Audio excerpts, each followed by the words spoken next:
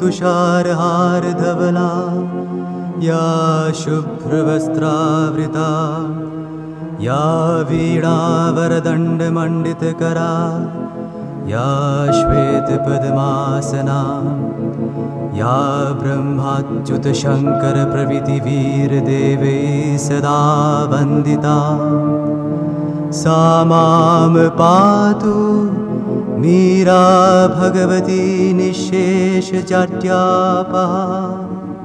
ॐ सर्वगणे सर्ववरदे सर्वदुष्टभयङ्करी सर्वदुःखहरे देवी महामीरा नमोऽस्तुते। सिद्धिबुद्धिप्रदे देवी भुक्तिमुक्तिप्रदायिनी मन्त्रमूर्ते सदा देवी महामीरा नमोऽस्तुते। आद्यन्तरहिते देवी आद्यशक्ते महेश्वरी योगदे योगसम्भुते महामीरा नमोऽस्तुते महामीरा नमोऽस्तुते।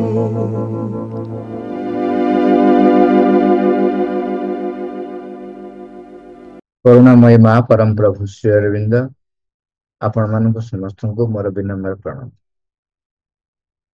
जड़ शरीर मूल्य माँ लिखुंट दिव्य केन्द्र चारिपटे सत्ता को संगठित और सुसंगत करी गढ़ा हेले ताहा केवल यही पृथ्वी उपर जड़ शरीर मध्य करने को हेबो। ताहा ही यही भौतिक जीवन लगी सत को सत मुख्य और मूल हेतु। कारण जेते बेले तुम यही जड़ शरीर नथिबो सेते बेले तुम पक्ष आ ये कार्य करबा आदौ संभव नुहे। आमे समस्ते अल्पे बहुते जानिछंती आपण देखिथिबे चित्र रे नारायणकर रूप जहा थिला आज भी सेया रहिछि। ब्रह्मांकर पाचिला दाढ़ी आगुरु थिला। आम जेजे बापा तांको बापा समस्ते देखिथिले ब्रह्मांकर पाचिला दाढ़ी आमे भी देखछन पाचिला दाढ़ी। शिवंकर जटा सेमती रही पाचु नहीं एवं निश दाढ़ी ब्रह्मा जो विष्णु आउ शिवंकर पूरा चिकन एवं देवादेवी आपण मन जहा को देखुछन समस्ते सेम। जेते बेले भी पृथ्वी पृष्ठ रे आमे शुणिचंती गीतार श्रेष्ठ कोटि यदा यदा हि धर्मस्य ग्लानिर्भवति भारत अभ्युत्थानम अधर्मस्य तदात्मानं सृजाम्यहम् परित्राणाय साधुना विनाशाय च दुष्कृता धर्म संस्थापनार्थाय संभवामि युगे। सेतेबेले चेतनार जो स्तर रे कार्य होउथाय सेही स्तर रे शरीर ग्रहण करी अवतार ग्रहण करत। तार भी कारण आमे जानिछंती। तार कारण होउची आत्मा जेपरि आत्मा को चिन्हे सम चेतना स्तर रे थिया व्यक्ति आउ जन सम चेतना स्तर व्यक्ति को चिन्ह पारंत। तेणु सेतेबेले चेतनार जो स्तर रे विवर्तन धाराटे चली थाए से स्तर शरीर ग्रहण करिकी निजे स्वयं सच्चिदानंद परम प्रभु अवतार ग्रहण करते। इटा उपक्रम रे एतिकी आपण देखंतु जेतेक देवा देवी आपणकर आपण देखुचंती जो माने आज पर्यंत भी अछंती समस्तंकर रूप बदली ना किछि ना जहा थिला काली आज भी शेयर रहिछि। आउ गोटे कथा सेठी देखिबे सेटा होछि कोन सेमानंकर आपण जो सुनिचंती जे लक्ष्मी आसिले सरस्वती न थांती सेटा मनुष्य तार व्यवहार्य संभावना को देखिकी सेटा क्रिएट करिछि। किंतु एटा होछि सत्य कौन ना सेटा होछि जो देवादेवी को जो दायित्व दिया जाइछि सेही देवादेवी माने सेही दायित्व व्यतिरेक अन्य कौनसी कार्य करिवे नाही। तांको से ताठारु अधिक करि परिवे नाही किंबा तांको जदि आपण डाकी जंती सी न देकी रही पारिबे ना। देखो तामाने तांको जो दायित्वटी दिया जाइछि सेतिकी व्यतिरेक तांको पाखरे आउ किछि संभावना नाही। सेतिपई जेतेबेले भी सेमानेंकर बा अन्य जगतर सब जेମିତି ରହିଛି सूक्ष्म जगतर सब भिन्न भिन्न जगत ରହିଛି आमे जो गुड़ाक शुणिछन सब अल्प किछि किछि भी शुणिछन्ति से जगतर कौनसी सत्ता जदि भगवान को प्राप्त करने पई चाहती तेबे सेमाने बा दिव्य तत्व रे भगवान को सहित संयुक्त होवा पई चाहती नो डाउट केते गुडे जगत रही सेमान जाइकी डायरेक्टली कथबार्ता हुअन्ति किंतु तांकर स्थिति को सेमान यदि चाहूचंती किछि परिवर्तन करबा पई अग्रगति करबा पई तेबे सेमानंकु मनुष्य शरीर ग्रहण करने को पड़िबो एही पृथ्वी पृष्ठ निश्चय से माने ए जड़ शरीर ग्रहण करने पई बाध्य। आउटे कथा देखो आपण कौन सी घटना सब शुणी जो भूत बा प्रेत माने जेतेबेले जहाको अधिकार करती आम कौ भूत लगी जो माने भूत बा प्रेत अधिकार करिथांती ता भितर गोटे कथा जो गुड़ाक मार्क करने कथा आप मार्क करेंगे जेते जन व्यक्ति विष खाई आत्महत्या करिसंती सेमाने जेतेबेले जहाकू भी अधिकार करती से मनुष्य जहाकू अधिकार करिथांती सेमाने पानी खाली पियंती पानी मागी मागिका पी जेते पानी पीले मध्य सेमानंकर शोष मेंटे ना एटा आपण मार्क करें कौन हुए सेमान जेतेबेले शरीर आत्महत्या करते तो शरीर तांकर त्याग हुए सेतेबेले तांको शरीर जो आवश्यकता पड़े सेटा होची पानी विष जो खाई देती तेणु पानी पानी पानी पानी से विकल होता किंतु सेतलकू से पानी न पाई से माने जो शरीर जेहेतु त्याग करते से आवश्यकता प्राण अनुभव करे जे पानीटा मोर दरकार ओके तेणु जेतेबेले से शरीर त्याग कर वर्तमान से जो प्राणिक सत्ताटी जो सत्ताटी पानी पी थिला परे तृप्त होता पानी पीले तृप्त होता ता माने से जो सत्ताटी आउ डिजल्व है नहीं हुए ना एते शीघ्र डिजल्व हुए से सत्ताटी डिजल्व हो माने मिले जीवा जो आमर शरीर जमी माटी मिसी मिले जाउची तापरे प्राण जाइकी विश्व प्राण रे मिसी जाए मन जाइकी विश्व मन रे मिसी जाए सेमती से सत्ताटी कौन हुए प्राण जगत रे जाई विश्व प्राण सहित मिले ही न था मिली पारे ना एते शीघ्र ताकू किछि समय लागे पुणी मिलेबा पाई सेही प्राणिक सत्ताटी केवल पानी पानी पानी पानी विकल हुए जेतेबेले कौन शरीर रे प्रवेश करे देखो जदि पानी पानी पानी विकल होउची से तो गोटे सूक्ष्म सत्ता जे कौन जगह को जाई परिबो जुआडे ताकू किछि बैरियर नाही सेतेबेले तेणु सी जाइकिरी टैप खोलिकी पीऊ कि आक्वागार्ड रे पीऊ कि नई नाल रे पीऊ कि समुद्र पानी पीऊ तो जो भलिया पानी दरकार सरबत भी जदि पीब को दुकान जाए सरबत पी दो सूक्ष्म शरीर तो अच्छी कहीं पीए ना कथा हूँ से पी पार नहीं सूक्ष्म शरीर रे से पीकरी तृप्त हो पार ना गला जेतेबेले भी आउ कहा अधिकार करे सी जेतेबेले पानी पीए कौन हुए शरीर ता शरीर को पानी जाए ये पाई पारे नहीं तेणु जेते हेले भी ताकू तृप्त हो पारे नहीं तार प्राण सत्ता ठीक तेणु से बारंबार पानी मागुता जदि दीटा लेवल देखो सबू जगह सूक्ष्म सत्ता माने से माने तांकर कौनसी प्रकार अग्रगति हो बा तृप्ति हो से माने सूक्ष्म शरीर रे ग्रहण करि पारंती नाही सूक्ष्म सत्ता देव माने से माने करि पारंती नाही तांकू शरीर ग्रहण करिया पड़िबो तेणु देवता माने भी यदि अग्रगति करिया को चाहिए से माने मनुष्य शरीर ग्रहण करिया पड़िबो आ गोटे कथा होची कौन ଆମେ ଏଇ ଚିରନ୍ତନ ବହିରେ ଆଗରୁ ପଢିଥିବା। ଆପଣ ଜଣେ ବ୍ୟକ୍ତି ହଠାତ୍ କହିଲେ ତାଙ୍କ ପାଖ ଘର ଲୋକ ସେ ଏତେ ବଡ ଜୋରରେ ଚିତ୍କାର କଲେ ଯେ ଇଏ ଜାଣିଲେ କଣ ଗୋଟେ ହେଇଯାଇଛି ଆଉ। ସିଏ ସାଙ୍ଗେ ସାଙ୍ଗେ ଘର ପଡିଶା ମାନଙ୍କୁ ଡାକି ଦୌଡା ଦୌଡି ହେଇକି ଆସିଲେ।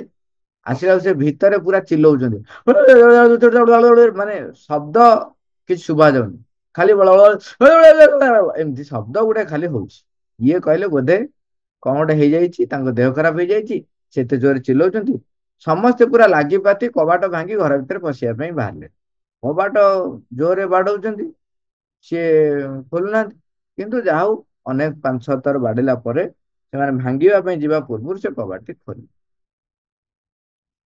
ଦେଖିଲେ ଆଉ କଣ ହେଇଛି ନା ସେ ସ୍ୱପ୍ନରେ ଦେଖିକି ଡରିକିରି ସେ ଡାକୁଥିଲେ, ଯୋଉଟା କି ବାହାରକୁ ଶୁଭା ଯାଉନି। ଓକେ, ଅଳ୍ପେ ବହୁତ ଆମେ ଯେତେ ଜଣ ବି ବର୍ତ୍ତମାନ ଯୋଗଦାନ କରିଛନ୍ତି ସମସ୍ତଙ୍କର ଗୋଟେ ଅନୁଭୂତି ଥିବ।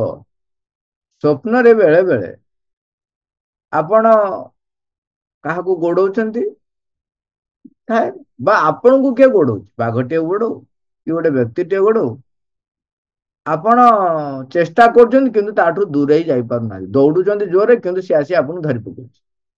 ସେତେବେଳେ ଆପଣ ଡରିକିରି ଉଠି ପଡନ୍ତି, ତାପରେ ଦେହରୁ ଝାଳ ଗମ ଗମ ବାହାରିଯାଏ। ଓହୋ, କି ଖରାପ ସ୍ୱପ୍ନଟି ଦେଖିଲି। କଣ ହୁଏ ସେତେବେଳେ? ସେତେବେଳେ କଣ ହୁଏ, ଶରୀରଟା ଆମର ଗୋଟେ ରକ୍ଷା କବଚ ହେଇକି ଆମ ପାଖରେ ଥାଏ। ଯେତେବେଳେ ସୂକ୍ଷ୍ମରେ ଆମେ ବୁଲୁଥିଲେ ଯୋଉ ସତ୍ତା ମାନେ ଆମକୁ ଆକ୍ରମଣ କରୁଥିଲେ, ତାଙ୍କ ଠାରୁ ରକ୍ଷା ପାଇବା ପାଇଁ ଆମେ ଆସି ଶରୀରରେ ପ୍ରବେଶ କରି ଯାଆନ୍ତି, ତା ଫଳରେ ତାଙ୍କଠୁ ବଞ୍ଚିଯାଏ। ଯଦି ଶରୀର ନଥିବ ତେବେ ଆପଣ ଆଉ ତ୍ରାହି ନାହିଁ, ଯୁଆଡେ ଯିବେ ସେ ଆପଣଙ୍କ ପଛରେ ପଳେଇବ। ହେଲା, ତେଣୁ ଇଏ ହେଲା ଶରୀରର ଗୋଟେ ନିହାତି ଆବଶ୍ୟକତା ରହିଛି। ଯଦି ଆମେ ଅଗ୍ରଗତି କରିବାକୁ ଚାହୁଁଛୁ, ନିଜକୁ ସଂଗଠିତ କରିବାକୁ ଚାହୁଁଛୁ, ଏ ଅଗ୍ରଗତି କରିବାକୁ ଯେତେବେଳେ ହଉଛି ସେତେବେଳେ ସଂଗଠିତ ସୁସଙ୍ଗତ କଥା ଗୁଡିକ ନିହାତି ଦରକାର ହବ। ସେ ଯୋଉ ସଂଗଠିତ ସୁସଙ୍ଗତ ହବ ପୁଣି କାହାକୁ ନେଇକି ହବ? ମନକୁ ଯଦି ନେଇ ହେଲା ତେବେ ବିକ୍ଷିପ୍ତ ଭାବ ରହିବ, ପ୍ରାଣକୁ ଯଦି ରହିଲା ବିକ୍ଷିପ୍ତ ଭାବ ରହିବ। କାହିଁକିନା ମନ ପ୍ରାଣ ଉଭୟଙ୍କର ତାଙ୍କ ସହିତ ତାଙ୍କର କାର୍ଯ୍ୟ କରିବାର ଶୈଳୀ ଯାହା ହଉଛି, ସେ ପ୍ରତ୍ୟେକ ଜିନିଷକୁ ଦୁଇ ଭାଗରେ ସେ ଭାଗ କରିକି ସବୁବେଳେ କରିବେ, ଭାଗ କରିଦେବେ। ସେମାନଙ୍କର ସମନ୍ୱୟ କରିବାର ସାମର୍ଥ୍ୟ ନାହିଁ। ପୁଣି ସମନ୍ୱୟ କରିବାର ସାମର୍ଥ୍ୟ କେବଳ ଦିବ୍ୟ କେନ୍ଦ୍ର ଆମର ଯୋଉଟା କୁହାହଉଛି ଆମ ଭିତରେ ରହିଛନ୍ତି, ଆମର ଅନ୍ତରାତ୍ମା ରହିଛନ୍ତି, ତାଙ୍କ ପାଖରେ ତାଙ୍କରି କୁ କେନ୍ଦ୍ର କରି, ତାଙ୍କୁ ହିଁ କେନ୍ଦ୍ର କରି ତାଙ୍କ ଚତୁଃପାର୍ଶ୍ଵରେ ମନ ପ୍ରାଣ ଶରୀରର ଯାବତୀୟ କାର୍ଯ୍ୟକଳାପ ସଂଗଠିତ କରିବା, ସେଇଟା ଗୋଟେ ନିହାତି ଆବଶ୍ୟକ। ଯଦି ତାଙ୍କ ଚତୁଃପାର୍ଶ୍ଵରେ ସଂଗଠିତ ହେଲା, ତାହେଲେ ହିଁ ଆମେ ଆମର ଭବିଷ୍ୟତର ଅଗ୍ରଗତିର ପାବଛ ବା ପରମଙ୍କ ଆଡକୁ ଆମର ଯାତ୍ରାର ଯୋଉ ପାହାଚ, ଯୋଉ ଅଗ୍ରଣୀ ପାହାଚ ରହିଛି, ସେଇ ପାହାଚ ସମ୍ବନ୍ଧରେ ସେ ହିଁ ଆମକୁ କେବଳ ବାଟ ଦେଖାଇ ପାରିବେ। ତେଣୁ ସେଇ ଯୋଉ ଆମ ଅନ୍ତର ଭିତରେ ରହିଛନ୍ତି, ସେଇଟା ହେଲା ସବୁଠାରୁ ଗୁରୁତ୍ୱପୂର୍ଣ୍ଣ କଥା। କଣ ଗୁରୁତ୍ୱପୂର୍ଣ୍ଣ କଥା? ଯେ ଚୈତ୍ୟ ସତ୍ତା ଚତୁଃପାର୍ଶ୍ଵରେ ଆମର ସବୁ ଯାକ କାର୍ଯ୍ୟକଳାପ ସଂଗଠିତ ହବ। ବର୍ତ୍ତମାନ ଚୈତ୍ୟ ସତ୍ତା ଚତୁଃପାର୍ଶ୍ଵରେ ସଂଗଠିତ ହବ, କିନ୍ତୁ ଏ ଚୈତ୍ୟ ସତ୍ତା କେବଳ ମନୁଷ୍ୟ ପାଖରେ ତାହା ନିଜକୁ ପରିପ୍ରକାଶ କରିବା ପାଇଁ ଏକ ବ୍ୟକ୍ତି ରୂପ ବା ବ୍ୟକ୍ତି ସତ୍ତା ଗଠନ କରିବା ପାଇଁ ସିଏ ସକ୍ଷମ ହେଇଛି। ତା ପୂର୍ବ ଅବସ୍ଥା ଯେ ଆଉ ଯୋଉ ଜଡ ଶରୀର ଯୋଉ ଅବସ୍ଥା ଆମେ ପ୍ରାପ୍ତ କରିଛନ୍ତି, ପଥର ଠାରୁ ଆରମ୍ଭ କରି ବୃକ୍ଷଲତା ଏବଂ ପଶୁ ଜଗତ, ପକ୍ଷୀ ଜଗତ, ଅନ୍ୟାନ୍ୟ ଜୀବ ଜଗତ ସବୁ ରହିଛନ୍ତି, ଏମାନଙ୍କ ସବୁ କ୍ଷେତ୍ରରେ ସେମାନେ ପ୍ରକୃତି ଦ୍ୱାରା ସିଧାସଳଖ ପରିଚାଳିତ ହୁଅନ୍ତି।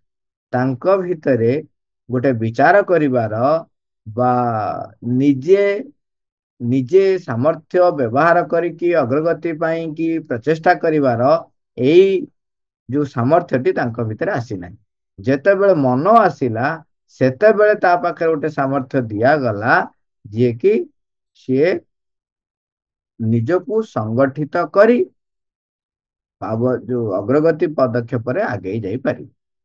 ତେଣୁ କେବଳ ମଣିଷ ଯିଏକି ଏଇ ସାମର୍ଥ୍ୟଟି ପ୍ରାପ୍ତ କରିଛି। ମଣିଷ ଭିତରେ ସମସ୍ତଙ୍କ ଭିତରେ ଅନ୍ତରାତ୍ମା ରହିଛି। ମନେ ରଖନ୍ତୁ ଯେ ସଂସାରରେ ସୃଷ୍ଟିରେ ଯୋଉ କୌଣସି ବସ୍ତୁର ସ୍ଥିତି ଅଛି ଅର୍ଥ ତା ଭିତରେ ଆତ୍ମା ବିରାଜମାନ କରିଛନ୍ତି।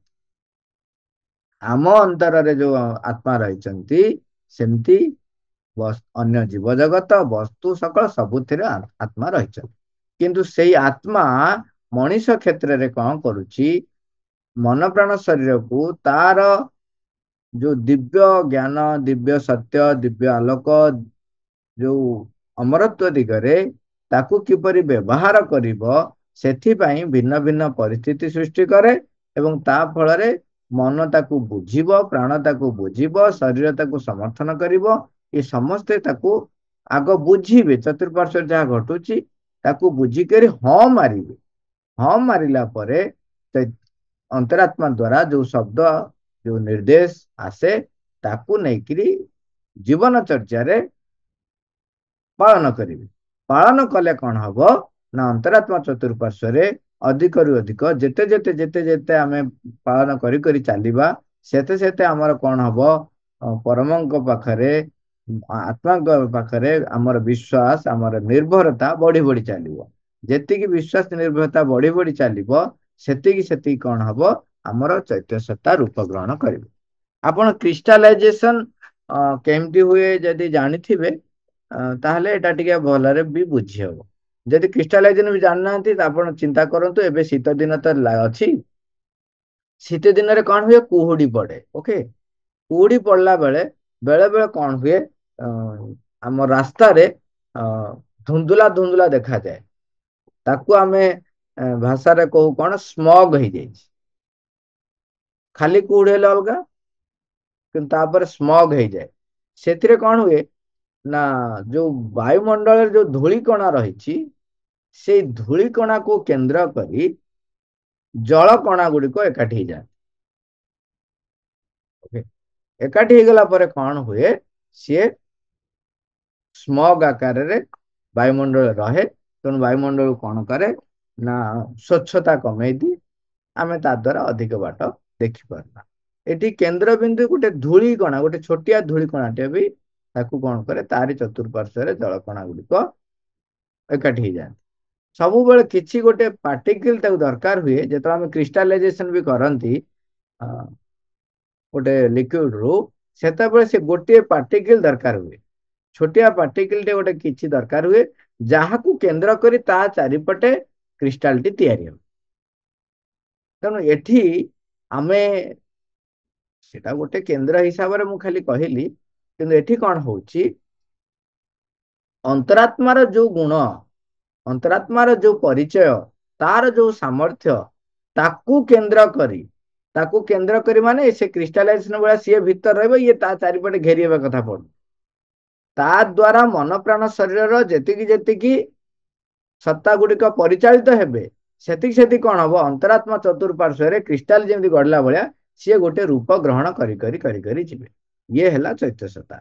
ସେଥିପାଇଁ ମା ଲେଖୁଛନ୍ତି ମଣିଷର ଅନ୍ତର ଭିତରେ ହିଁ ସେଇ କେନ୍ଦ୍ର ରହିଛି ଯେଉଁଠାରେ ଚୈତ୍ୟ ସତ୍ତାରେ ହିଁ ଈଶ୍ୱର ଉପସ୍ଥିତ ରହିଛନ୍ତି।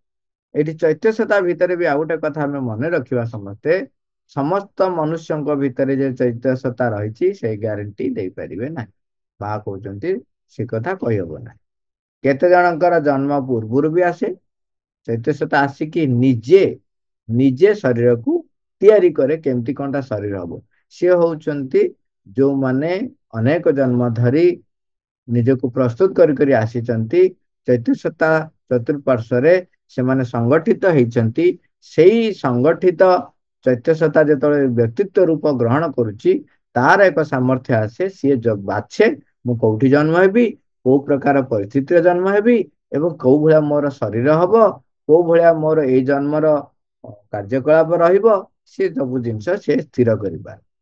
ଆଉ ଅନେକଙ୍କ କ୍ଷେତ୍ରରେ ଜନ୍ମ ହବା ପାଇଁ ଶିଶୁଟି ପ୍ରସ୍ତୁତ ହେଲା ବେଳେ ବି ଆସିପାରେ ଏବଂ ଆଉ କେତେକ କ୍ଷେତ୍ରରେ ଜନ୍ମ ହବା ପରେ ଆସେ, ଆଉ କେତେକ କ୍ଷେତ୍ରରେ ଅନେକ ଦିନ ପରେ, ବର୍ଷ ପରେ ଆସିପାରେ, ଆଉ କେତେକ କ୍ଷେତ୍ରରେ ଜନ୍ମ ଚୈତ୍ୟ ସତ୍ତା ଜମା ନଥାଇ ବି ପାରେ। ଇଏ ସବୁ ସମ୍ଭବ ହେଲା।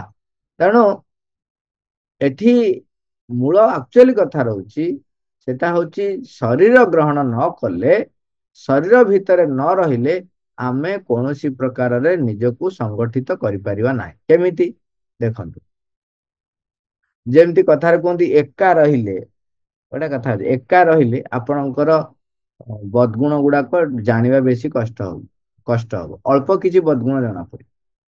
ନହେଲେ ଅନେକ କଲେକ୍ଟିଭ ଯେତେବେଳେ ଆସନ୍ତି, ସେତେବେଳେ ଆପଣ ଦେଖନ୍ତି ଆପଣ କାହାକୁ ସହି ପାରୁନାହାନ୍ତି କି ନାହିଁ, ଆପଣ ରାଗି ଯାଉଛନ୍ତି କି ନାହିଁ, ଆପଣଙ୍କ ଭିତରେ ଅଭିମାନ ଅଛି କି ନାହିଁ, ଆପଣଙ୍କ ଭିତରେ ଭୟ ଅଛି କି ନାହିଁ। ଏସବୁ ଜିନିଷ ସେତିକି ବେଳେ ଆପଣ ଜାଣିପାରିବେ ଯେତେବେଳେ ଆପଣ ଗୋଟେ ସଂଗଠନକୁ ବା ଗୋଟେ ସମାଜ ଭିତରକୁ ଆସିକିରି କାର୍ଯ୍ୟ କରିବେ। କାର୍ଯ୍ୟ କଲେ କଣ ହବ, ଏକରୁ ଅନେକ ହେବେ, ଏକରୁ ଦୁଇ ଯେତେବେଳେ ହେଲେ, ସେତେବେଳେ ନିଶ୍ଚୟ ପରସ୍ପର ଭିତରେ ସଂଘାତ ସୃଷ୍ଟି ହବାର ସମ୍ଭାବନା ସୃଷ୍ଟି ହବ। ସଂଘାତ ସୃଷ୍ଟି ହେଲେ କଣ ହବ, ଆପଣ ଜାଣିଲେ ଯେ ମୋ ଭିତରେ କଣ ଦୁର୍ବଳତା ରହିଛି।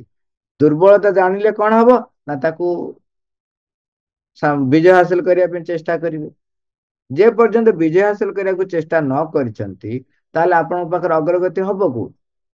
ତେଣୁ ଅଗ୍ରଗତି ହବା ପାଇଁ ହେଲେ ନିଜ ଭିତରେ ଥିବା ଦୁର୍ବଳତାକୁ ଚିହ୍ନିବାକୁ ପଡିବ ଏବଂ ତା ଉପରେ ବିଜୟ ହାସଲ କରିବା ପାଇଁ, ନିୟନ୍ତ୍ରଣ ରଖିବା ପାଇଁ ଆପଣଙ୍କ ଭିତରେ ଶକ୍ତି ସାମର୍ଥ୍ୟ ଡେଭଲପ ହବାକୁ ପଡିବ। ଯେତେବେଳେ ଶରୀରରେ ନଥିବେ, ଇଏ ସବୁ ଜିନିଷ ଆପଣ କିଛି ବି କରିପାରିବେ ନାହିଁ। ଆଉ ମା କହୁଛନ୍ତି ମନୁଷ୍ୟ ମାନେ ଏଇ ଶରୀର ଧରି ବଞ୍ଚୁଥାନ୍ତି, କିନ୍ତୁ ସେମାନେ ଜାଣିନଥାନ୍ତି କଣ ଏ ଶରୀରଟି ତାଙ୍କୁ କାହିଁକି ପ୍ରାପ୍ତ ହେଇଛି। ବିଭିନ୍ନ କ୍ଷେତ୍ରରେ ଆତଜାତ ହେଉଥାନ୍ତି, ସେଗୁଡିକର ଉଦ୍ଦେଶ୍ୟ କି ଲକ୍ଷ୍ୟ ବୁଝିନଥାନ୍ତି।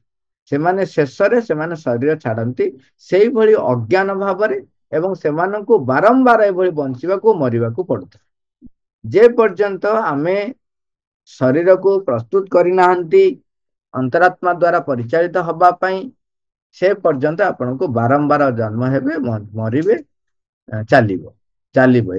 ସେଇଥିପାଇଁ ଭାଇଙ୍କର ସେ ଯୋଉ ଗୀତଟି ରହିଛି, ମାଙ୍କ ମେସେଜ ସେ ଗୀତଟି ହେଇଛି କଣ, ବଞ୍ଚି ଶିଖିନୁ ବୋଲି ମରୁଛୁ ଆମେ। ସେ ଗୀତଟି ସେଇଥିପାଇଁ ରହିଛି, ଆପଣ ଯୋଉଟା ରହିଛି ମାଙ୍କ ମେସେଜ କରିଛନ୍ତି, ଆମେ ବଞ୍ଚି ଶିଖିନୁ ବୋଲି ମରି। ଏବଂ ଆଉ ଗୋଟେ କଥା ଦେଖିବେ, ଯେହେତୁ ଅମରତ୍ୱ ସମ୍ବନ୍ଧରେ ଆମର ବି ଗୋଟେ ଧାରଣା, ଗୋଟେ ସବୁବେଳେ ଭୁଲ ଧାରଣା ଥାଏ। ସେ ଭୁଲ ଧାରଣା ହଉଛି କଣ, ଯେ କେବଳ ଶରୀରଟା ଅନେକ ଦିନ ଧରି ବଞ୍ଚି ରହିଲେ ତାକୁ ଅମରତ୍ୱ ପାଇଲା ବୋଲି କୁହାଯାଏ। ଆମେ ସାଧାରଣତଃ କହୁ ଅମରତ୍ୱ ମାନେ ମରିବନି। ଆଉ ହଠ ଯୋଗରେ ସେମାନେ ପ୍ରୟାସ କରି 700 ବର୍ଷ, 1000 ବର୍ଷ ବି ବଞ୍ଚନ୍ତି ଏବଂ ଶରୀର ସେମିତି ତାଗଡା ଥାଏ। ଏବଂ ଯଦି ପ୍ରାଣାୟାମ କରିବେ, ଯୋଗାସନ କିଛି କରିବେ, ତେବେ ଆପଣଙ୍କ ଶରୀରରେ ଔଜ୍ଜଲ୍ୟ ସେମିତି ରହିବ, ବୃଦ୍ଧତ୍ୱ ଆପଣଙ୍କୁ ନ ଆସିପାରେ। ଗୋଟେ ବଢିଆ ମଜା କଥାଟେ ମନେ ପଡିଲା, ସେଟା ଟିକେ କହିଦଉଛି, ଗୋଟେ ଭଲ ଖୁସି ଲାଗିବ ଜୋକ୍। କଣ ହେଇଛି, ଜଣେ ବ୍ୟକ୍ତି ଭାରି ଚାଲାକ ବ୍ୟକ୍ତି ତପସ୍ୟା କଲା ବିଷ୍ଣୁ। ଓಂ ନମୋ ଭଗବତେ ବାସୁଦେବାୟ, ଓಂ ନମୋ ଭଗବତେ ବାସୁଦେବାୟ, ଏମିତି ଜପ କରିଚାଲେ। ଆଉ ବିଷ୍ଣୁଙ୍କୁ ଜପ କଲେ ଭାରି କଷ୍ଟ। ଟିକେ ବସି ଧୀରେ ଶୁଣ, ଶିବ ଶୀଘ୍ର ଶୁଣ। ବିଷ୍ଣୁ ଆସିଲେ ଅନେକ ପରିଶ୍ରମ ପରେ, ଅନେକ ବର୍ଷ ପରେ ଆସି କହିଲେ, ଆଉ ପୁତ୍ର, କଣ ତୁମର ଦରକାର କୁହ, କି ବର ମାଗୁଛ ମାଗ ଅବଶ୍ୟ। ଇଏ ବିଷ୍ଣୁ କାହିଁ ଡାକିଲା, ତ ଶିବଙ୍କୁ ଡାକି ଦେଇଥାନ୍ତା ଯଦି ତାର ଛୋଟ ମୋଟ କଣ ଦରକାର ଥାନ୍ତା। ସେ ବିଷ୍ଣୁଙ୍କୁ ଡାକି ଯାଇଥିବେ, ସେ ଜାଣିଛି ଯେ ଅନ୍ୟ ଯାହାକୁ ଡାକିଲେ କେହି ଜଣେ ବି ତାଙ୍କୁ ଅମର ବର ଦେବେ ନାହିଁ। ତେଣୁ ସେ ସେଇଥିପାଇଁ ବିଷ୍ଣୁଙ୍କୁ ଡାକିଛି, ବିଷ୍ଣୁଙ୍କୁ ଡାକିଲେ ବିଷ୍ଣୁ ଅମର ବର ଦେବେ, ତାଙ୍କ ହାତରେ ଅମରତ୍ୱ ରହିଛି, ଧାରଣା ଅଛି। କହିଲେ ପ୍ରଭୁ, ଆଉ ମତେ ଅମର ବର ଦିଅ। ବିଷ୍ଣୁ କହିଲା, ଆରେ ଇଏ କେମିତି କଥା, ଆଉ ସେମିତି ଅମରତ୍ୱ ଦେଇହବ, କାହିଁକିନା ତୋର ଏପର୍ଯ୍ୟନ୍ତ ଆଧାର ପ୍ରସ୍ତୁତ ହେଇନି, ଆଉ ଅମରତ୍ୱ ସେମିତି ଆକୁ ତାକୁ ଏମିତି ଦେଇହବନି। ନା ପ୍ରଭୁ, ମୁଁ ତ ସେଇଥିପାଇଁ ତପସ୍ୟା କରିଛି, ନହେଲେ ନାହିଁ, ଆପଣ ଯାଆନ୍ତୁ। ଆଉ ଏ କହିଲେ, ନା ନାଇଁ, ଦେଖେ, ତୁ ଗୋଟେ କାମ କର, ତୁ ଏମିତି ଗୋଟେ ବର ମାଗେ ଯେମିତି ମରିବୁନି। ଆଉ ଅମରତ୍ୱ ଦେବି ନାହିଁ, କିନ୍ତୁ ଏମିତିଆ ଗୋଟେ ବର ମାଗେ ଯେମିତି ତୁ ମରିବୁ ନାହିଁ, ଯେମିତି ତୁ ଅନେକ ଦିନ ଧରି ବଞ୍ଚିବୁ, କଣ ଗୋଟେ ମାଗ। କହିଲା, ହଁ। ଭାବିଲା ଭାବିଲା କହିଲା ଠିକ ଅଛି, ଆପଣ ମତେ ଗୋଟେ ବର ଦିଅନ୍ତୁ ଯେ ମୁଁ କେବେ ବୁଢା ହେବି ନାହିଁ। ସାଙ୍ଗେ ସାଙ୍ଗେ ବିଷ୍ଣୁ ତଥାସ୍ତୁ କହି ପଳେଇଲେ। ସିଏ ଭାଇ କିଛି ଦିନ ଯାଇଛି, ମାସେ ଦି ମାସେ ଯାଇଛି ନା ନାଇଁ ମରିଗଲା। ବୁଢା ହେଇନି କିନ୍ତୁ ସେ ପର୍ଯ୍ୟନ୍ତ। ଯାଇ ବିଷ୍ଣୁଙ୍କ ପାଖରେ ଯେତେ କମ୍ପ୍ଲେନ କଲା, ବିଷ୍ଣୁ କହିଲେ ହଁ ତୁ ବୁଢା ହବୁନି ବୋଲି କହିଥିଲୁ ନା, ଆଉ ତୁ କଣ ଏବେ ଯୋଉ ମରିଛୁ କଣ ବୁଢା ହେଇକି ମରିଛୁ? ଏବେ ବି ଟୋକା ଅଛୁ, ଯୁବକ ଅଛୁ। କଥା ହଉଛି ଯେ ଆମେ ଭାବୁ ଯେ ବୁଢା ହେଲେ ଏ ଶରୀର ଧୀରେ ଧୀରେ ଧୋକଟ ହବ, ଇଏ ହବ, ତାପରେ ବୁଢା ହବ, ତାପରେ ଆମେ ମରିବୁ। ଆଉ ଆଉ ଯଦି ନ ମରିଲା ତାହେଲେ ଆମେ ଅମରତ୍ୱ ପାଇବୁ। ମା ଲେଖୁଛନ୍ତି ଯେ ଶରୀରର ଅମରତ୍ୱ ସମ୍ଭବ। ଆମର ଯୋଉ ରୂପାନ୍ତର କଥା କୁହାହଉଛି ସେଥିରେ ମା କହିଲେ ଯେ ଲୋକ ଯୋଉ ଭାବିଛନ୍ତି ଯେ ରୂପାନ୍ତର ହବ ମାନେ ଅମର ହେଇ ରହିବ, ହଁ ଏ ଶରୀରଟା ଅମରତ୍ୱ ପ୍ରାପ୍ତ କରିବ, ଏଇଟା ବି ସମ୍ଭବ, ଅସମ୍ଭବ ନୁହଁ। କିନ୍ତୁ ତା ଅର୍ଥ ନୁହଁ ଯେ ସେ ସେଇ ଶରୀରରେ ସବୁବେଳେ ରହିଥିବ ବୋଲି। ସିଏ ଚାହିଁଲେ ଶରୀର ତ୍ୟାଗ କରି ଏ ଶରୀର ବଦଳେଇକି ଅନ୍ୟ ଶରୀର ବି ଗ୍ରହଣ କରିବ। ସେଇଟା ତା ଉପରେ ଡିପେଣ୍ଡ କରୁଛି ରୂପାନ୍ତର ହେଲା ପରେ ସିଏ କୋଉ ଶରୀରଟି ରଖିବ। ଯଦି ସିଏ ରଖିବ ସେଇ ଶରୀରରେ କାମ କରିଚାଲିବ କରିଚାଲିବ କରିଚାଲିବ। ଯଦି ଚାହିଁବ ନା ନାଇଁ ଏ ଶରୀର ବଦଳେଇ ଦେଇକି ଆଉ ଗୋଟେ ଶରୀର ଗ୍ରହଣ କରିବ, ଆଉ ଗୋଟେ ରୂପ ନବ, ସେ ରୂପ ବଦଳେଇବ, ମାନେ ସେଇଟା ସତ୍ୟ। କିନ୍ତୁ ଯଦି ତମେ ଚାହୁଁଛ ଯେ ଶରୀରକୁ ଅଧିକ ମାନେ ଅନିର୍ଦ୍ଦିଷ୍ଟ କାଳ ପାଇଁ ତାକୁ ରଖିବା ପାଇଁ ବା ଅମରତ୍ୱ ପ୍ରାପ୍ତ କରିବା ପାଇଁ, ତାହେଲେ ମା କହୁଛନ୍ତି ଶରୀରକୁ ଆତ୍ମସତ୍ତାଟି ସମ୍ବନ୍ଧରେ ସମ୍ପୂର୍ଣ୍ଣ ସଚେତନ ହୋଇପାରିବ ଏବଂ ଆପଣାକୁ ସଂଯୁକ୍ତ କରି ରଖିପାରିବ, ଏଇଟା ହଉଛି ତାର ମୌଳିକ ଆବଶ୍ୟକତା। ତାମାନେ ଆତ୍ମସତ୍ତା ସହିତ ତାକୁ ସମ୍ପୂର୍ଣ୍ଣ ଭାବରେ ସଚେତନ ରହିବାକୁ ପଡିବ ଏବଂ ତାକୁ ପ୍ରତ୍ୟେକ ସମୟରେ ସତତ ଆତ୍ମାକୁ ସହିତ ସଂଯୁକ୍ତ ରଖିବାକୁ ପଡିବ। ତା ସହିତ ଏପରି ଭାବରେ ସେ ଏକାତ୍ମକ ହବ ଯେପରି ସତତ ରୂପାନ୍ତରିତ ହୋଇପାରିବା ଲାଗି ତାର ସାମର୍ଥ୍ୟ ଓ ଶକ୍ତି ବୃଦ୍ଧି ହବ।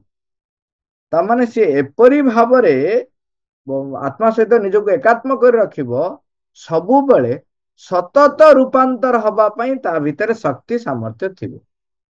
ଆମେ ଯଦି ଟିକିଏ କଣ ପରିଶ୍ରମ କରିଦେଲେ ଆମେ କ୍ଳାନ୍ତ ହେଇ ପଡୁଛୁ, ମୋ ଦ୍ୱାରା ଏ କାମ ହବ ନାହିଁ। ଆଉ କେତେ ଜଣ ତ ଥାଆନ୍ତି ମାମଲତ୍କାର କରିବେ, ଜମାରୁ ଫିଜିକାଲ ୱାର୍କ କରିବେ ନାହିଁ। ହଁ ହଁ ମୁଁ ଫିଜିକାଲ ୱାର୍କ କରିବି, ମୋ ଭଳିଆ ଲୋକ କାମ କରିବ, ସେମାନେ ସବୁ କଣ ପାଇଁ ରହିଛନ୍ତି? ଇଏ ସିଏ ମାନେ କର୍ମ ଭୀରୁ। ସେମିତି ଶରୀରକୁ ଯଦି ସେଇଭଳି ଭାବରେ ରଖୁଛ, ତାହେଲେ ତମ ଶରୀର ଅସମର୍ଥ ନୂତନ ଶକ୍ତିକୁ ଗ୍ରହଣ କରିବା ପାଇଁ। ଶରୀର ସବୁବେଳେ ପ୍ରସ୍ତୁତ ରହିଥିବ ରୂପାନ୍ତର ହବା ପାଇଁ, ତାହା ପାଖରେ ଯେତେବେଳେ ଯାହା ଡିମାଣ୍ଡ କରାଯିବ ସେ କରି କରି ଚାଲିବ ଆଗକୁ ଆଗକୁ। କେବେ ବି କୋଉଠି ସିଏ ହଁ ନା ହୁଁ ହୁଁ ଏ କୁନ୍ଥା ପାଟି ହବନି।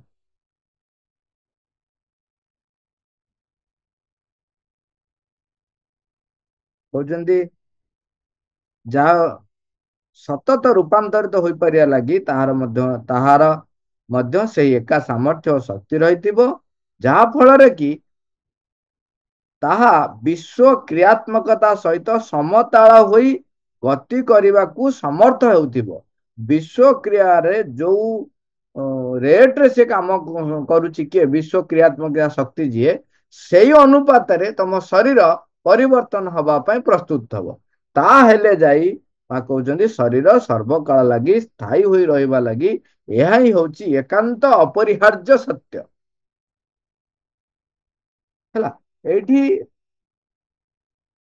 ଆଉ ଥରେ ପୁଣି ଆସିଯିବା ସେଇ ମୂଳ ଇଏଟି ଯେ ଆମେ ଯୋଉ ମନୁଷ୍ୟ ଜନ୍ମ ଗ୍ରହଣ କରିଛି, ନିବର୍ତ୍ତନରୁ ବିବର୍ତ୍ତନ ପାବଛରେ ଆସି ପହଞ୍ଚିଛି, ଚାଲିଛି ଧୀରେ ଧୀରେ ବିବର୍ତ୍ତନ, ଜଡରୁ ନିଶ୍ଚେତନାରୁ ହେଇକି ଜଡ ଆସି ପହଞ୍ଚିଛି, ଜଡରୁ ବର୍ତ୍ତମାନ ଜୀବନ, ଜୀବନ ପରେ ବର୍ତ୍ତମାନ ମନୁଷ୍ୟ ପାଖରେ ପହଞ୍ଚିଲାଣି। ଆ ପର ପଦକ୍ଷେପ ହଉଛି ଏବଂ ଆମର ମନୁଷ୍ୟ ଭିତରେ ବି ଆପଣ ଦେଖିବେ ଧୀରେ ଧୀରେ ଅଗ୍ରଗତି ହେଇ ହେଇ ଚାଲିଛି। ଆମେ ନୀତିଗତ ଭାବରେ ପ୍ରଥମେ ପ୍ରଥମେ କେବଳ ନିର୍ଦ୍ଦେଶ ମାନି ଚଳୁଥିଲେ, ତାପରେ ନୈତିକତା ଆସିଲା, ନୈତିକତା ପରେ ଭଗବାନ ସହିତ ସଂଯୁକ୍ତ ହେଇକି କାମ କରିବାକୁ ଆସିଲା, ସେତେବେଳେ ବି ମୃତ୍ୟୁ ରହିଥିଲା। ବର୍ତ୍ତମାନ ରୂପାନ୍ତର ଅବସ୍ଥା ଆସିଲାଣି, ଯେତେବେଳେ ପୂର୍ଣ୍ଣ ଭାବରେ ସତ୍ୟ ସହିତ ଏକାତ୍ମ ହେଇ ଭଗବାନଙ୍କ ଇଚ୍ଛାକୁ ପୂର୍ଣ୍ଣ ଭାବରେ ଅବିକୃତ ଭାବରେ ପରିପ୍ରକାଶ କରିବାର ସାମର୍ଥ୍ୟ ଆମ ଭିତରେ ଆସିବ। ଇଏ ହଉଛି ବିବର୍ତ୍ତନର ପାବଚ। ତେଣୁ ଆମକୁ ତ ହବାକୁ ପଡିବ। ଯଦି ଆମ ପାଖରେ ଶରୀର ନାହିଁ, ମନୁଷ୍ୟ ଶରୀର ଆମ ପାଖରେ ନାହିଁ, ତେବେ ଆମେ ଏଇ ବିବର୍ତ୍ତନରେ ଭାଗ ନେଇପାରିବା ନାହିଁ। ତେବେ ଯେମିତି ଆଜି ପର୍ଯ୍ୟନ୍ତ ଥିଲେ ସେମିତି ରହିଥିବେ, ସେମିତି ରହିଥିବେ। ସେଇଥିପାଇଁ ସବୁବେଳେ ଅନେକ ଦେବାଦେବୀ ଚାହାନ୍ତି ଭଗବାନଙ୍କ ସହିତ ପୁଣି ମନୁଷ୍ୟ ଶରୀର ଗ୍ରହଣ କରନ୍ତି ଆଉ କିଛି ଅଗ୍ରଗତି କରିଯିବା ପାଇଁ। ଏବଂ ଅବତାର ଯେତେବେଳେ ଆସନ୍ତି ସେତେବେଳେ ତ ନିଶ୍ଚୟ ତାଙ୍କର ଯୋଉ ପାର୍ଷଦ ମାନେ ଥାଆନ୍ତି ତାଙ୍କୁ ନେଇକି ଆସନ୍ତି ତାଙ୍କ କାମ କରିବା ପାଇଁ। ଏବଂ ଆ ବାଦେ ବି ଅନ୍ୟାନ୍ୟ ଜଗତର, ଗନ୍ଧର୍ବ ଜଗତର ହଉ, ଦେବତା ଯୋଉ କହୁଛନ୍ତି, ସମସ୍ତେ ମନୁଷ୍ୟ ଶରୀର ଗ୍ରହଣ କରନ୍ତି। କାରଣ ସେମାନେ ଜାଣିଛନ୍ତି ଯେ ମନୁଷ୍ୟ ଶରୀର ଗ୍ରହଣ ନ କଲେ, ମନୁଷ୍ୟ ଶରୀର ଗ୍ରହଣ କଲେ ହିଁ ସେମାନଙ୍କର ଅଗ୍ରଗତି ହବ। ସେଥିପାଇଁ ମା ଲେଖୁଛନ୍ତି, ତାରି ଭିତରେ ଦିନେ ହୁଏତ କେହି ଜଣେ ଆସି ତାଙ୍କୁ କହିବ, ସାବଧାନ, ତୁମେ ଜାଣ ଯେ ଏହାର କିଛି ଏକ ଉଦ୍ଦେଶ୍ୟ ଅଛି। ଏକ ଉଦ୍ଦେଶ୍ୟ ସାଧନ କରିବା ପାଇଁ ତୁମେ ଏଇଠାକୁ ଆସିଅଛ। ଦେଖ, ଏଥରକ ଯେପରି ତୁମେ ତୁମର ସେ ସୁଯୋଗ ନ ହରା। ଶରୀର ଛାଡିଦେଲେ ଆମେ ଆଉ ନିଜକୁ, ନିଜର ଦୁର୍ବଳତାକୁ ବଦଳିବାର ସାମର୍ଥ୍ୟ ଆମ ପାଖରେ ରହିବନି। ଆମେ ଜାଣିବା କିନ୍ତୁ ସାମର୍ଥ୍ୟ ରହିପାରିବନି। ମା 10 ମିନିଟ ଅଛି, ଆଉ କଣ ଟିକେ ଆଲୋଚନା କରନ୍ତୁ। ଆଉ କିଏ କିଛି କହିବେ କୁହନ୍ତୁ।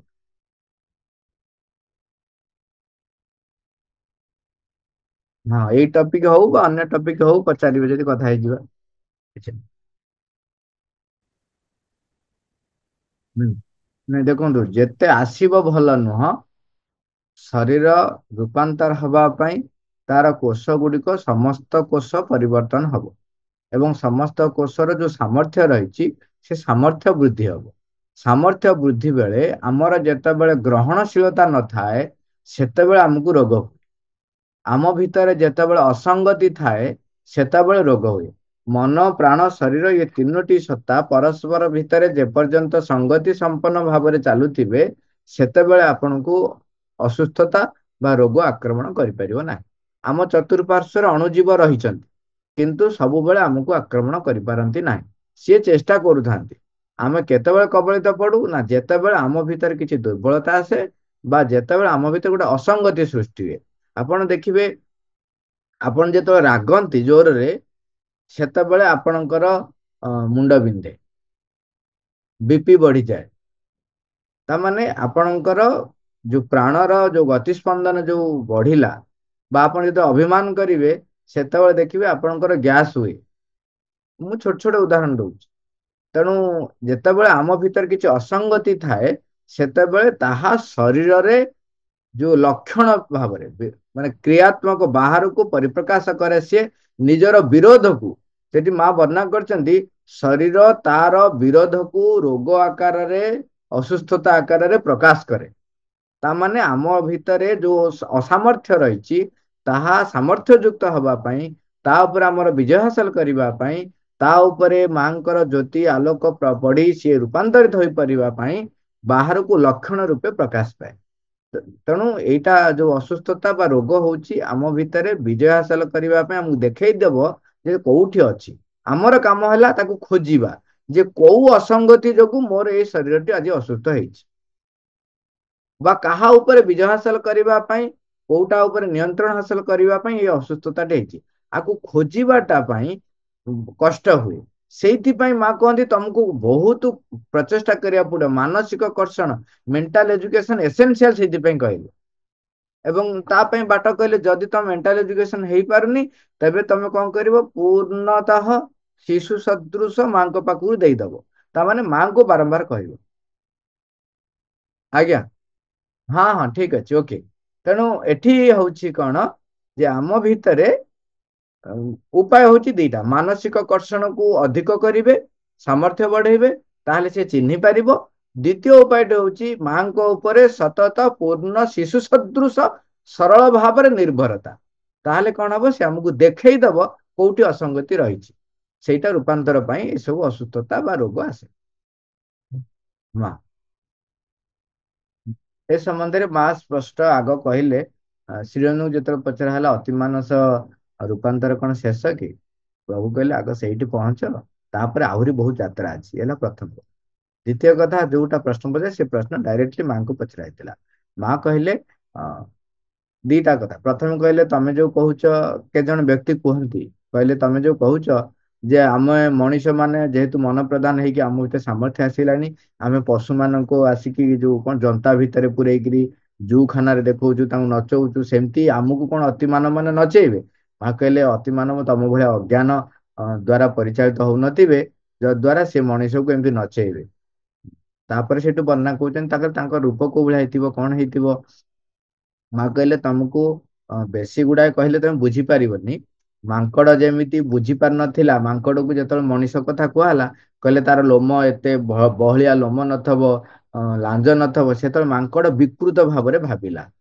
तेणु तुमको कहले भी तुम सेमती विकृत भाव किंतु जेतिकी भी कहूची ताठारु अनेक गुण रे घटना घटिव कौन कहले कहले ये जो शरीर रे हाड़ मांस शरीर नथिबो पाकस्थली इत्यादि जंत्र नथिबो बाहर खाद्य उपरे से निर्भर करिबो नाही ये जो आमे खाद्य ग्रहण करचंती ना बाहर निर्भर करिबो नाही तार संपूर्ण भाव रे जेहेतु सत्य सहित परमात्मा सहित तार संपर्कटी रही जाइथिबो तेणु विश्व प्राण शक्ति रु शक्ति से संग्रह करिबो एवं शरीरटी एते ज्योतिर्मय हबो एते ज्योतिर्मय हबो आउ एते कहते प्लास्ट इलास्टिसिटी नमनीयता नम्रता एते जे तन्यता भी थी से जेतेबेले चाहिए जो प्रकार कार्य जो प्रकार रूप ग्रहण करने से से प्रकार रूप न बड़ हो गले बड़ हम छोट हेले छोट हम जेकोसी परिस्थिति जेकोसी टेम्परेचर आमर गरम हो ठंडा हो सबु जगार से फिट हम सबु जगार पूरा -90 डिग्री सेल्सियस रे आमर स्ट्राटोस्फियर रे रही पारिबो ता उपरटा हूँ थर्मोस्फियर बा आयनोस्फियर जोटी 1200 डिग्री सेल्सियस सेठी भी से रही पार माने एते अडाप्टेबिलिटी ता भीतर रही एवं ज्योतिर्मय शरीर मान ताकू आउ लाइट दरकार हबन एवं कांथ बाड़ स्वाभाविक भाव तार किसी आवश्यक पड़बन से सबुआड़े जापर एवं जेहेतु से सत्य सहित संपर्कीभूत हो सतत परिचालित होतबो तार निजस्व व्यक्तित्व थिले मध्य निजस्व व्यक्तित्व थिबो निजस्व रूप थिबो थिले मध्य जहा परमात्मा पाखरु उत्साहित हब ताहाकु ही से परिप्रकाश करिवो वर्तमान जो भली भाव में परिप्रकाश करिया कहबे से सेतिक परिप्रकाश करिवो तापर हुए तो रूप परिवर्तन करिया कहले से रूप परिवर्तन करिवो आमे जेतु अज्ञानता असत्य भितर रहउछु तो आम भितर अधिकार बोध इत्यादि इत्यादि जो रही सेठी किछि नथिबो से पूर्णतः सब बेले मां द्वारा भगवान द्वारा परिचालित होतिबो परम द्वारा परिचालित होतिबो तेणु सत्य द्वारा जेहेतु परिचालित होतिबो ता भितर विकृति किछि नथिबो सूक्ष्म शरीर थिबो हाँ हाँ जन्म जन्म मृत्यु किछि नाही जन्म मृत्यु किछि नाही एटी एमे एबे जो आलोचना कले सेठी मां कहले कोन प्रथम कथा हैला जोटा शरीर रूप थिबो किंतु आपण एमती हाथ पुरे देले हाथ पस जाउथबो माने एमती सूक्ष्म रूपटे एवं जन्म मृत्यु तांकर जन्म मृत्यु नाही से जो भली भाव में वर्तमान लेट आमे आमर जो विकृत मन द्वारा बुझीबा वर्तमान भगवान कहले तू एई भलिया रूप ग्रहण कर से सांग से एई भलिया रूपटे ग्रहण करछि ओके तापर सांग सांग कहले नाइ नाइ वर्तमान काम अछि अलगा एई गोटाक एमती बदल गिरी एमती लंबा हो जाए से लंबा हो बुझी पारले तो माने जो भलिया रूप ताकू दरकार हबो से प्रकार रूप सी प्राप्त करिवो तेणु तार जन्म मृत्यु ना आउ जो कहती जे माँ कही एटा सी आमर मनीष रु ही उत्पन्न हम एक्चुअली मनीष रु उत्पन्न हम माने गोटे मातृगर्भ रु उत्पन्न हम एमती केते गोटे जिनस को से टिके कंट्राडिक्ट करके टिके अर्थ रे बुझंती जे सेमती नुह हूँ कौन ना ये मनीष धीरे धीरे रूपांतर हेई जीव ना वर्तमान जो सूक्ष्म सत्ताटी रूप ग्रहण हो सेतेबेले सरीगला ତାପରେ ସେ ତାର ସତ୍ୟରୁ ଗତି କରି କରି ଯିବ, ଆଉ କୌଣସି ମାତୃ ଗର୍ଭକୁ ସେ ଯିବ ନାହିଁ। ମା, thank you all. Bye bye.